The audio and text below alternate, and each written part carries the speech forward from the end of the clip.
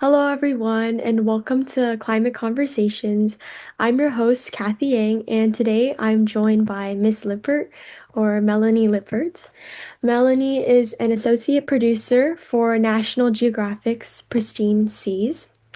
She has previously worked at the National Wildlife Federation as a communications fellow and for the Cheetah Conservation Fund in Namibia and Somaliland, where she investigated illegal wildlife trade. She has experience with various animals, including cheetah and endangered animals like colobus and more. She has also edited and helped produce In Her Nature, a PBS series about women in wildlife conservation, all while being an avid photographer herself. Is there anything else you would like to add? No, that was a great intro. Thank you. All right, so let's just get straight into it. What inspired you to pursue journalism and conservationism and now film producing? So, conservation was always a part of who I've been since I was a child. I grew up near the Chesapeake Bay in Maryland, and so I spent a lot of my childhood outdoors in the woods, finding different creatures and exploring and trying to figure out what these things that I was discovering in the natural world were and how they all interacted together. So, that was my love of conservation, how it developed. I then knew I really enjoyed learning about other people, about their stories, and about different cultures, and, trying to learn about the world through other people's perspectives. So that is what drew me to journalism.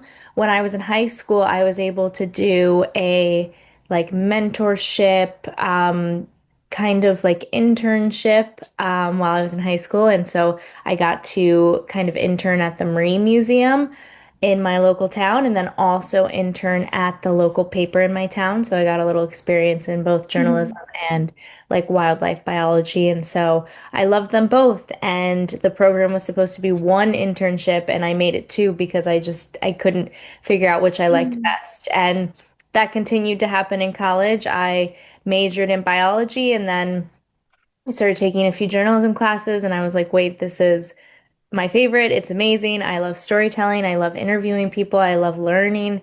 And the journalism department at the University of Richmond was absolutely stellar. And so I tacked on a journalism degree and majored in both because I couldn't choose. And that's continued throughout my career. I became a zookeeper. I did science communications. And throughout all of these experiences, I always made sure that I was doing some of the science or at least around people that were doing some of the science or wildlife conservation, and then also making sure I had my hand in some sort of storytelling.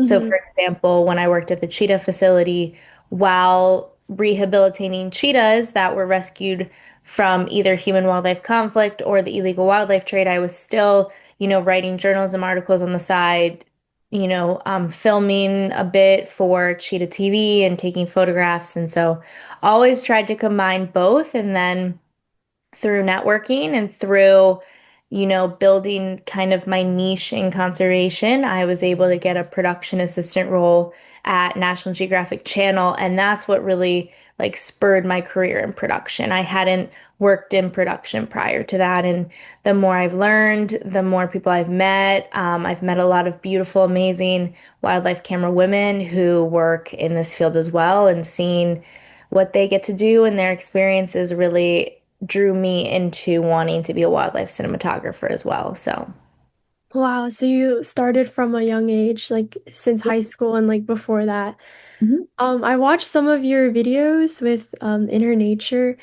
That was really like inspiring and it was like what's it like working like so close with like these animals and like could you talk a bit about like the behind the scenes and yeah.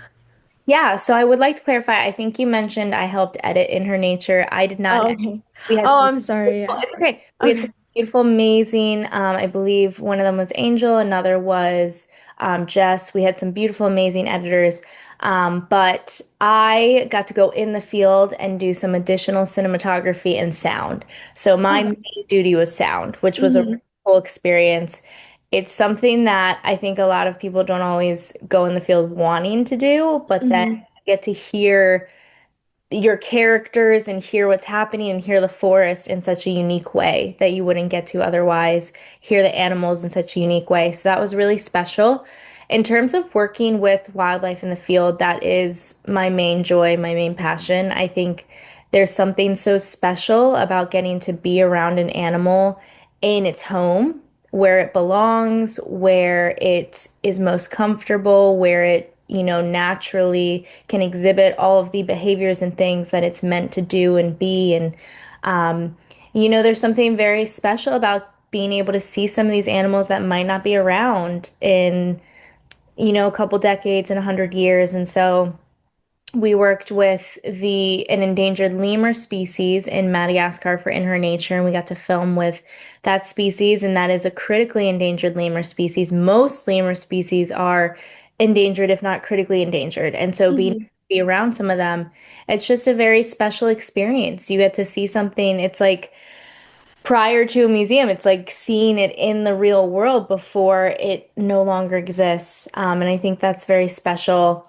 Working with the In Her Nature team was a very special, beautiful experience as well because it was an all-female production team. And so that is very uncommon. That Hmm. is rare to see all women in charge of and on a production team. So that was a really special experience to be able to learn from other women in the field, be able to see the beautiful, unique skills that women can bring to the field and to production. Something I noticed that was very special was that our characters were all women too. And they were able, when we were doing interviews and talking with them and building relationships with them to create this film, you could just see the special touch that these female producers and directors had with the characters that Hmm. I don't always see on a team of strictly men. It was just a really special experience to see kind of the empathy and curiosity that women could bring to the field and to the story that made the characters more comfortable and more open to, sharing all of their life with us. And so Hmm. I do think that was so special. And watching all of these women carry around like 60 pounds of gear on their back, hiking 7 miles on a railroad with that gear, it just was phenomenal to see the strength of women. We had one of the women in the field with us was 7 months pregnant, and she did everything. She did all of the hikes, all of the filming with us, and Wow. being able to see the strength of women was really beautiful and powerful. Yeah, that's such a unique story to tell, especially it's very rare, like you said, to have an all-woman crew. Mhm. So, what are your some of your personal favorite projects or documentaries that you've helped with? Yeah, I think the In Her Nature project was really special for me, and beyond everything I just described, it also showed me that I could do this. Like, if I do want to be a cinematographer, it's possible. Hmm. So that was really special. And there's nothing like filming in Madagascar. It was such a beautiful Wow. place. The people were incredible. The wildlife was so diverse and so amazing to see. Um, I also did a couple projects for Pristine Seas in Canada, and I've done a lot of work in Africa, and so I love the heat and I love the savannah and the big megafauna, the cheetahs, the elephants. So I didn't really know what to expect going into like the very cold Hmm.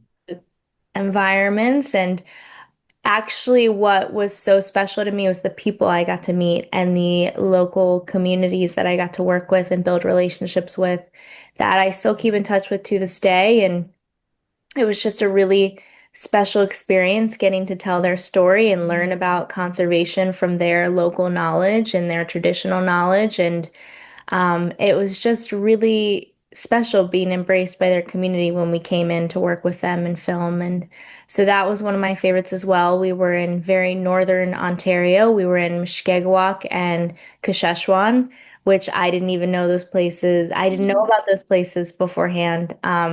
Very special. And then another one that comes to mind, this was more like education based, but I studied abroad in Zanzibar, Tanzania. And so being able to, I did my own research project for a month on the Zanzibar red colobus, and they just set all of us free and let us run and manage our research projects on our own. And I learned a ton of that. Zanzibar is one of my favorite places in the world. It's such a beautiful, amazing Swahili coastal area, and being able to research red colobus in the field for a month by myself and just learning as I went of, the proper research techniques and the proper techniques when researching wildlife in the field. It was Mhm. a huge learning experience, but also something I'll never forget. Wow. Like being able to go to these places and like document them and Yeah. talk with indigenous local communities. That's so special. Yeah. Um, could you talk about what you think media and these like documentaries and films play in today's like climate education? Yeah. Yeah, that's a great question. And I think storytelling is such an important sector of conservation that's growing and growing. Um, Mm-hmm. Historically, the science was our biggest tool when addressing conservation. And I think a lot of us are now learning that storytelling plays such a massive role. For me, I've noticed that when you can get people to care about something, whether it's a species or an ecosystem or an environmental issue, once they care about it, once you can get them to have a personal investment in the issue or species, Mm-hmm. that's when they really want to take action. That's when they really want to be involved in conservation efforts. And it doesn't make sense for international communities to always come in and preserve foreign ecosystems and species. It's really the people that should be leading that work are the people that live there, the local Mm-hmm. communities. And so I've seen the power of film to show local communities the benefits of protecting the ecosystems around them, the species around them. Mm-hmm. Video and film, you can also incorporate their local knowledge and stories in a very beautiful way. So at Pristine Seas, we always make sure that we are using the local people's stories, traditional knowledge, local characters to describe this ecosystem and to, explain what the marine environment means to them culturally, traditionally. And I think film does a really beautiful way of showcasing that and showcasing other cultures and traditional knowledge. And all of that plays a role in creating these films and videos to help people care about these Mm-hmm. places and for people to see why it's important to protect them. I think another very important thing is thinking about the economics of conservation, of people trying to protect their own livelihoods and protect their family and feed their family while also trying to balance protecting the ecosystem and the natural resources. And so I think, again, film does a really good job of being able to show the different opportunities to do so, the different ways that the ecosystems and natural resources can be sustained in a way that helps both the people and the wildlife. And I think film does a great job of getting people to care. Yeah. Mm-hmm. Yeah, I feel like it can have like more of an impact compared to just like words, and you can definitely see like directly like how different communities are approaching a certain problem, or as you said, like how an ecosystem itself is taking on like a challenge. Yeah. Mhm. Exactly. It transports people to these places if Hmm. they're already there and lets them see the beauty of them. Yeah. Yeah, also like areas where you might not be able to explore like on your own time, like the ocean and stuff. Like documentaries do a great job of diving into that. Yeah, So, exactly. so I guess last question. Do you have any advice or tips for young adults or just anyone interested in getting into filmmaking and producing? Yeah, so I have learned, for example, for In Her Nature, I volunteered for that. So it was not a paid. Oh, wow. Yeah, I just went as a volunteer and I met Jocelyn Stokes and Katie Schuler, who Mhm. were the main leaders and founders of that project, creators of the project. I met them, maybe 1 or 2 years before I went in the field with them, and I just networked with them for a while and let them know I'd love to help with this project in any way possible. And they were able to bring me into the field to Madagascar, but it was as a volunteer. And so, something I always tell, especially young women, because as I mentioned, like, I don't know if I mentioned this, but women are often underestimated, I think, in Hmm. production and film, especially cinematography. And so I think being able to offer volunteer services or shadowing people can get you the experience and the foundation that you need that proves you're able to do this. And a lot of companies or cinematographers are able to bring on people to volunteer or to Hmm. shadow, but it's harder to give people like a job and, pay them. And so I always say that with the caveat of do what's right for you. Sometimes volunteering can be expensive and sometimes it's not always feasible. But even if there's a local cinematographer or journalist or, photographer in your area, just reach out and see if you can follow them around for a weekend or a week and see what you can learn from them and see, for example, if there's a nonprofit or an organization in your area that you really admire, just ask if you can film for them for a weekend or take photos of whatever work they're doing. And typically, when you approach it from a volunteer shadowing angle, it's easier to get that experience. Hmm. But that being said, too, I think just getting hands-on experience in any way you can. So if you want to be filming or be a photographer, get your hands on a camera or volunteer or try and get a job at a camera house or a rental house where they have equipment that you're, Hmm. messing with and learning with all the time is a great, really good way to get those technical skills to help build up, um, your talent. And then on that note, build a portfolio when you can. So if you have access to a camera, or even if you want to be a journalist or do a podcast, if you can get a mic or you can bring your notepad and pen and just go out and find some stories and, build a website, build a portfolio when you can.